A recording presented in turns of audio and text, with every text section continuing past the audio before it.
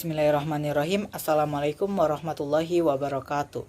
Perkenalkan, nama saya Dafa Mahmud Tiflan dari kelas 10 MIPA 4. Jadi di sini saya akan sedikit cerita tentang substansi dakwah Nabi Muhammad SAW di kota Madinah.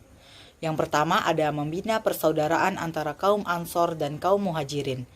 Jadi kehadiran Rasulullah SAW dan kaum Muhajirin atau sebutan bagi pengikut Rasulullah SAW dari Mekah ke Madinah mendapat sambutan hangat dari penduduk Madinah, yaitu kaum Ansor. Mereka memperkenalkan Nabi Muhammad SAW dan para Muhajirin seperti saudara mereka sendiri. Mereka menyambut Rasulullah SAW dan kaum Muhajirin dengan penuh rasa hormat, selayaknya seorang tuan rumah menyambut tamunya. Bahkan mereka mengumandangkan syair yang begitu menyentuh kalbu. Bunyi syair yang mereka kumandangkan adalah, telah muncul bulan purnama dari Sanyatil Wadai. Kami wajib bersyukur selama ada yang menyeru kepada Tuhan. Wahai yang diutus kepada kami, Engkau telah membawa sesuatu yang harus kami taati. Sejak itulah kota Yatsrib diganti namanya oleh Rasulullah SAW dengan sebutan Madinatul Munawwarah. Selanjutnya ada strategi Nabi mempersaudarakan Muhajirin dan Ansor untuk mengingat setiap pengikut Islam yang terdiri atas berbagai suku dan kabilah ke dalam suatu ikatan masyarakat yang kuat, senasib seperjuangan dengan semangat persaudaraan Islam.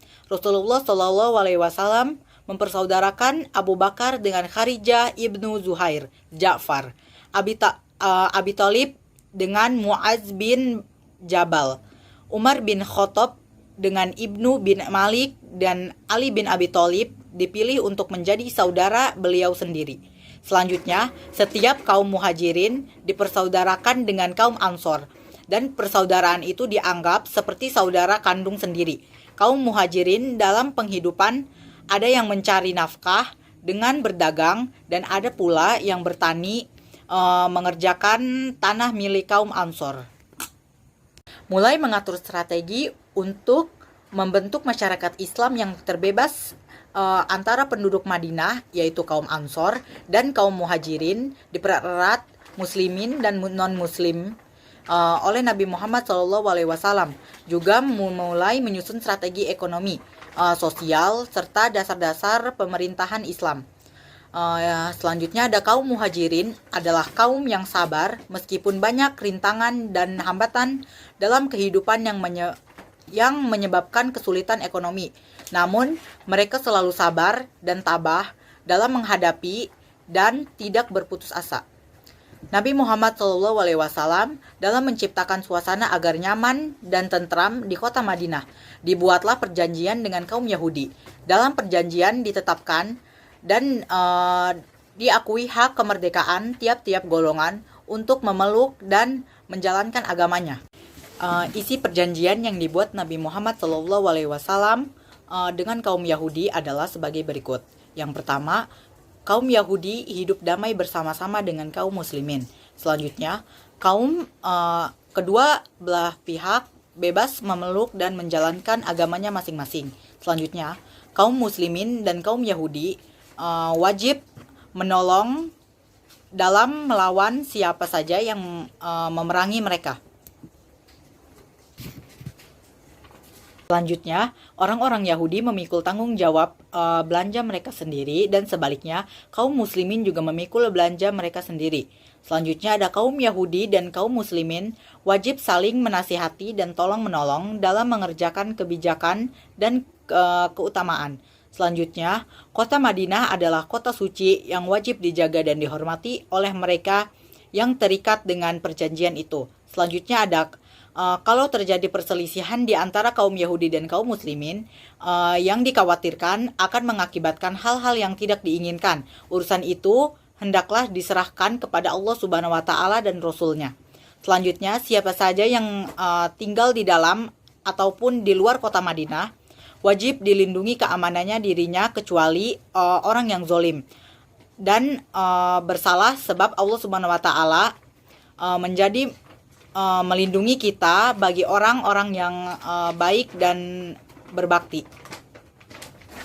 Yang kedua ada membentuk masyarakat yang berlandaskan ajaran Islam. Yang pertama ada kebebasan beragama. Tujuan ajaran yang dibawa oleh Nabi Muhammad SAW adalah memberikan ketenangan kepada penganutnya dan memberikan jaminan kebebasan kepada kaum muslimin, kaum Yahudi dan Nasrani dalam menganut kepercayaan agama masing-masing. Dengan demikian, Nabi Muhammad SAW memberikan jaminan kebebasan beragama kepada Yahudi dan Nasrani yang meliputi kebebasan berpendapat dan kebebasan beribadah sesuai dengan agamanya dan kebebasan mendakwah agamanya. Hanya kebebasan yang memberikan jaminan dalam mencapai kebebasan dan kemajuan menuju kesatuan yang integrasi dan terhormat. Selanjutnya ada azan, sholat, zakat, dan puasa. Ketika Nabi Muhammad SAW tiba di Madinah, bila waktu sholat tiba, orang-orang yang berkumpul bersama tanpa dipanggil, lalu berpikir untuk menggunakan trompet seperti Yahudi, tetapi Nabi tidak menyukainya. Lalu ada yang mengusulkan menabuh genta seperti Nasrani. Menurut suatu sumber atas usul Umar bin Khattab dan kaum muslimin, serta menurut sumber lain berdasarkan perintah Allah Subhanahu wa taala.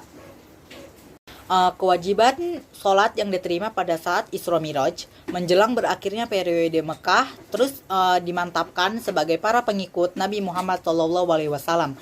Sementara itu, puasa yang telah dilakukan berdasarkan syariat sebelumnya kini telah pula diwajibkan setiap bulan Ramadan.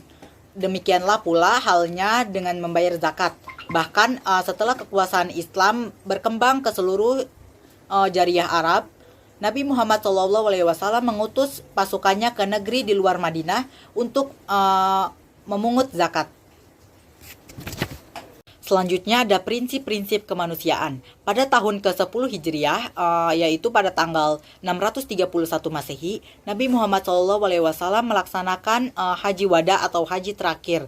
Dalam kesempatan ini, Nabi Muhammad SAW menyampaikan khutbah yang sangat bersejarah. Ketika matahari telah tergelincir dengan menunggang untanya yang bernama Al-Qaswa.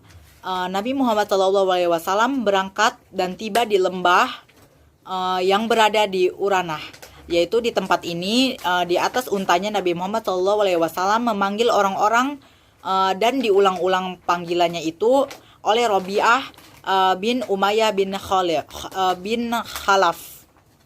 Setelah berucap syukur dan puji kepada Allah Subhanahu wa taala, Nabi Muhammad SAW menyampaikan pidatonya. Khutbah Nabi Muhammad SAW itu antara lain berisi larangan menumpahkan darah kecuali dengan hak dan larangan mengambil harta orang lain dengan batil karena nyawa dan harta benda adalah suci. Lalu ada larangan riba dan larangan menganiaya. Perintah untuk memperlakukan para istri dengan baik dan lemah lembut dan perintah menjauhi dosa.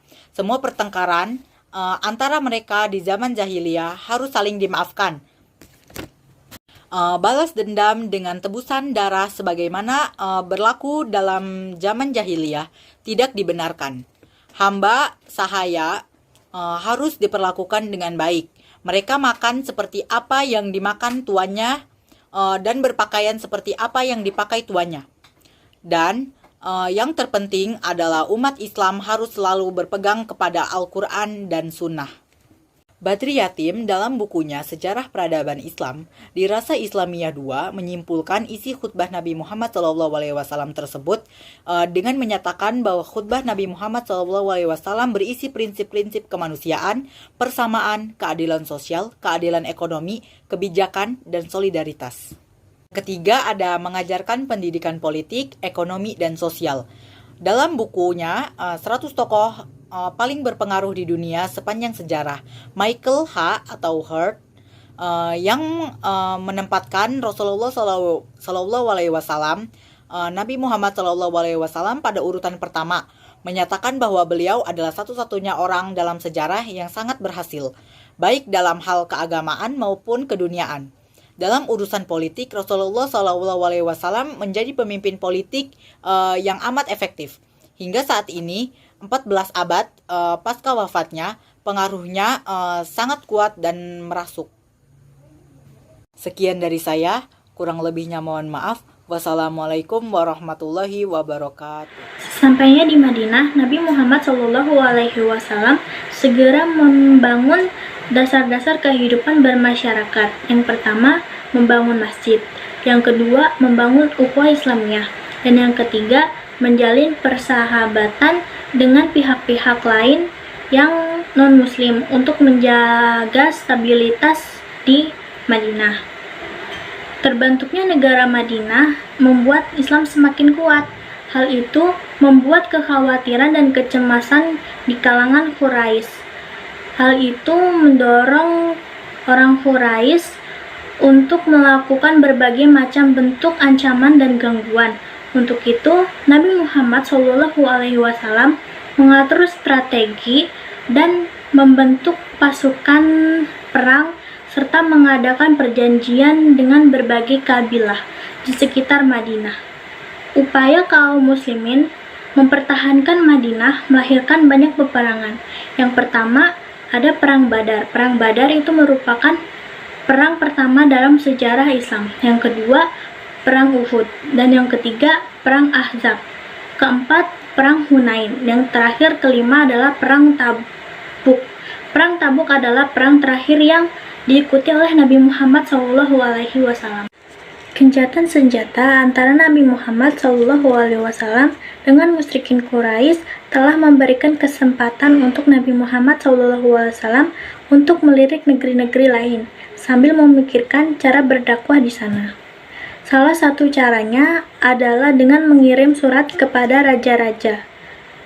Raja-raja yang akan dikirimi surat oleh Nabi Muhammad SAW adalah Raja Ghassan, Raja Mesir, Raja Abisina, Raja Persia, dan Raja Romawi. Tidak ada satupun raja di antara raja tersebut yang menerima ajakan Nabi Muhammad. Raja Ghassan menolak dengan cara yang kasar. Ia tidak hanya sekedar menolak ajakan Nabi Muhammad, tetapi juga ia membunuh utusan Nabi Muhammad. Pada tahun ke-6 Hijriah, Nabi Muhammad SAW dan 100 orang kaum muslimin berangkat ke Mekah untuk melaksanakan ibadah haji. Sebelum sampai di Mekah, lebih tepatnya di Hudaybiyah, Nabi Muhammad SAW dan kaum muslimin tertahan dan tidak bisa masuk ke Mekah. Dan dibuatlah perjanjian Hudaybiyah. Dengan adanya perjanjian ini, harapan untuk mengambil Ka'bah terbuka. 2 tahun perjanjian Hudaybiyah berlangsung, dakwah Islam telah menjangkau seluruh jazirah Arab dan mendapatkan tanggapan positif.